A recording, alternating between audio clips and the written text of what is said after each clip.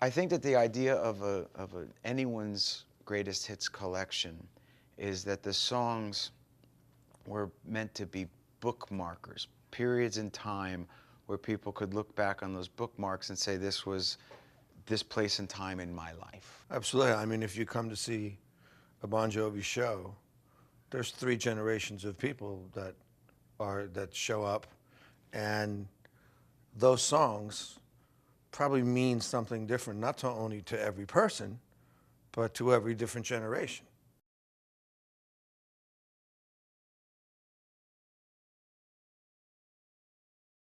When I wrote Runaway, I realized at the time, even as a young boy, that in order to have what was called a career in music, you were going to have to start writing. But at the house that I grew up in penned that, and you know, fortunately, it became a single in the song and the record, and you know, all the things that subsequently followed.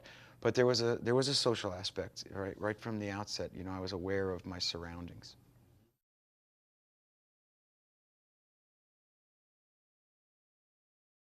It was our first big hit, and I was just thrilled. So there's a lot of respect for that song.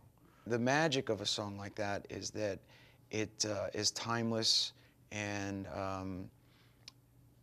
it knows no bounds, religion or borders or languages at this point. That same struggle is universal and timeless.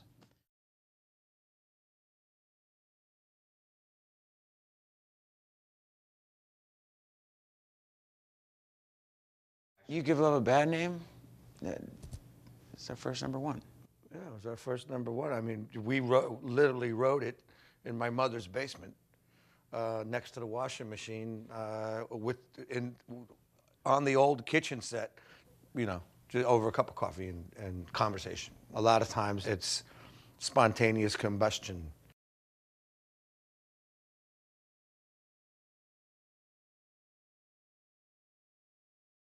I remember we wrote it in Vancouver. It was during the process in New Jersey.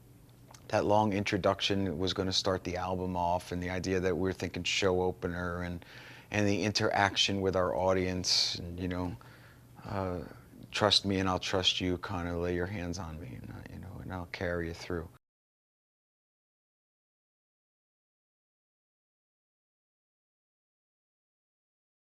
You know what? It's probably my favorite ballad that we've ever written, personally. Again, it was another one of those wonderful number one experience moments. Just to add to one thing about I'll Be There For You that Richie had said, is I think that any great ballad needs just a little bit of pain in it.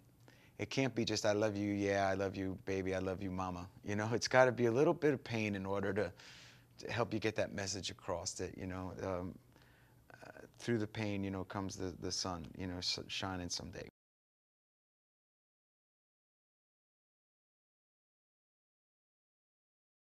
I remember one of the great compliments about Bad Medicine is Elvis Costello being on stage singing it, saying that what a great pop song it was, you know, and for, you know, for us as Costello fans, to have Elvis, you know, say that and record, you know, perform it was a huge thrill.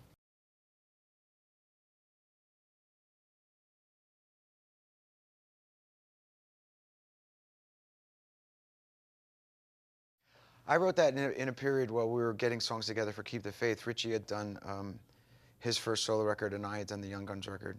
And so we had taken this very conscious time and place and period away from the band, because we had 4 albums back to back to back to back, and the business has gotten so overwhelming. And that day I sat there incredibly hungover and hit a couple of chords and sitting here wasted and wounded at this old piano, trying hard to capture the moment. But this morning I don't know, because there's a bottle of vodka still lodged in my head, and some blonde gave me nightmares. I think she's still in my bed. And I took my time and got it right, and it told a great story that I just really wanted to get the hell away from Los Angeles and go home where it was safe.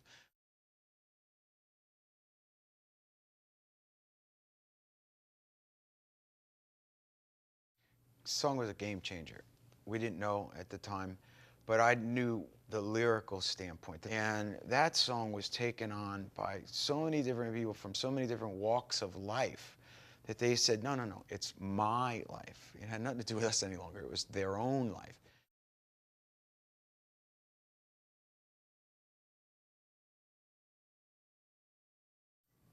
It was in your Malibu house Yeah, that we did it, yeah.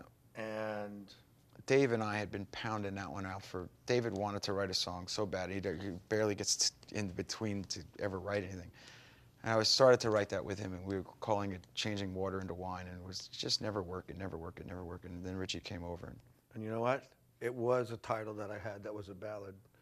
But the title that I was working on for a solo album that I had was called If You Were in These Arms Tonight. And it was something that I never used. And I said, how about In These Arms? And we just kind of went at it and Fix the chorus. yeah, we pounded it out. And you know, sometimes it happens that way.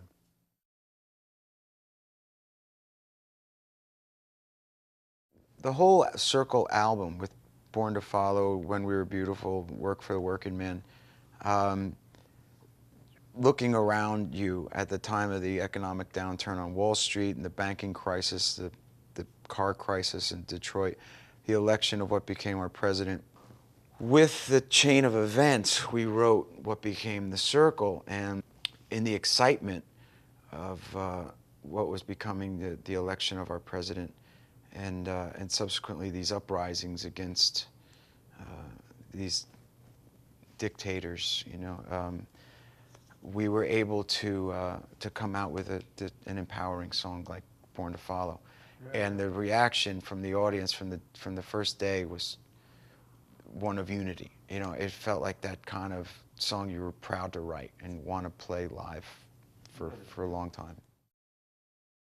There was that kind of feeling, like, okay, man, you know, like, take the bull by the horns. I know it's tough right now, but if you're going to get through it, you're going to have to do something.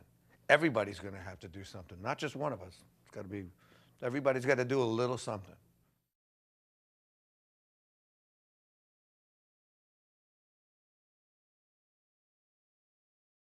Well, I know we wrote it in a day. It was pretty simple to write. Anyhow, one thing led to another.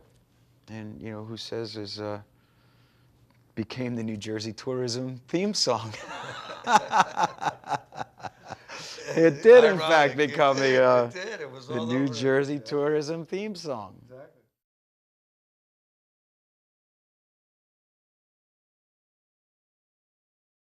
And it started out, this ain't love, this is life. A little more harsh. It was a little bit harsh. Yeah. It was more like, hey man, We're but coexisting. It still had that hope. Like, you know, this ain't love, this is life. You got to stick together. You know what I mean? Now we kind of loosened it up a little bit.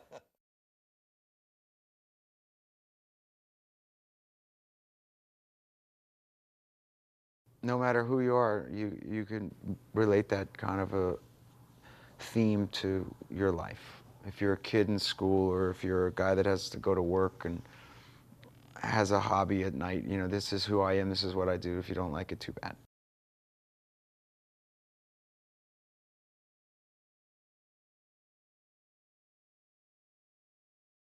It sounds like a romantic title, but if you get into the lyric, it's very profound. It's actually, I don't know if it sounds like a romantic title because it's very Jersey. What do you got? Hey, That's the way people. There What's you go. the what do you got? I like that better. What You do know you what? got? My profound theory. Let's cut that. Here's Let's this cut Jersey that. title. What do you got? Hey, what do you got, huh? I like that better. What do you got? Yeah. Hell with my Grammatically wrong. Hell with my Grammatically profound theory. wrong. It's, Grammatically incorrect. It's completely grammatically What do you got? incorrect. What do you got? Anthematic. What? Perfect, hey. See, in Jersey, we didn't have a T. It's just what? We didn't take English in Jersey. We didn't take it. What?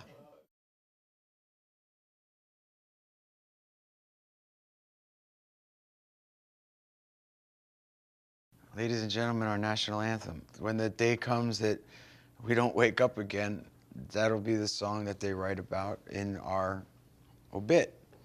It's a road song. It came from a pure place at an innocent time. And it's something that when we perform it, it's honest every night. You sing it like it's the last time you're ever going to sing it. Can't argue with that one.